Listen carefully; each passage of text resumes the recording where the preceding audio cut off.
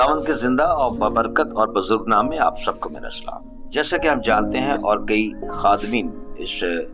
मौजू पर, इस नज़रिए पर कई बार कलाम दे चुके हैं और हम सुन चुके हैं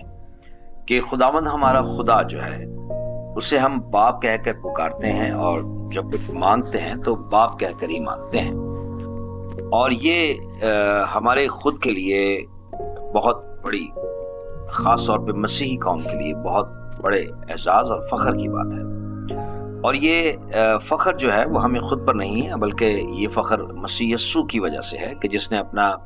खून बहाकर और अपना नजराना देकर, अपनी कुर्बानी देकर हमें ये अख्तियार बख्शा है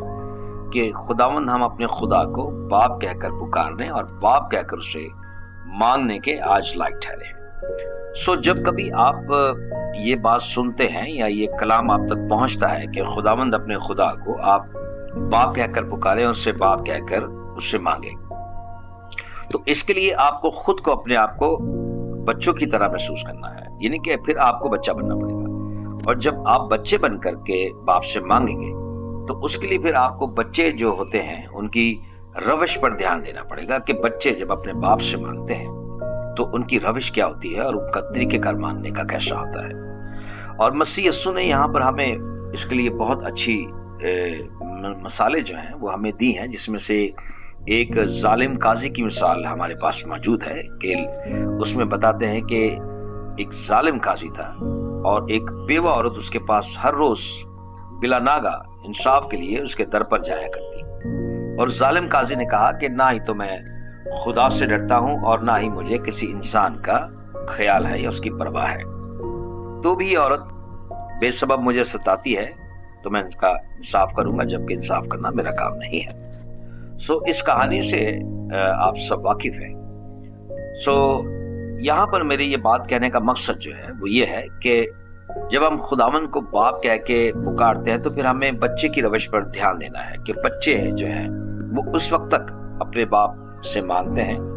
या उस वक्त तक वो अपने बाप का पीछा नहीं छोड़ते जब तक उनको अपने बाप से वो सब मिल नहीं जाता। सो ऐसी सूरत हाल में आपको बच्चे की जो रविश है आपको उस पर ध्यान देना है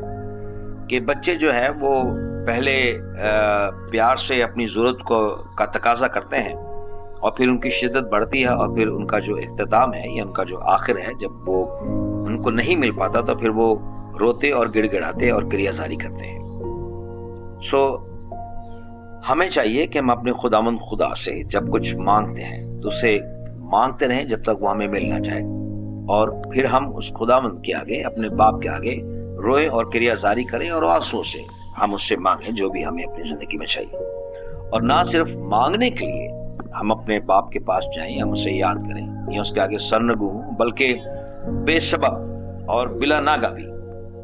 उससे दुआ करें और उसको याद करें और हर चीज के लिए उसकी शुक्रगुजारी करें। खुदावंद आप सबको बरकत दे। आमीन।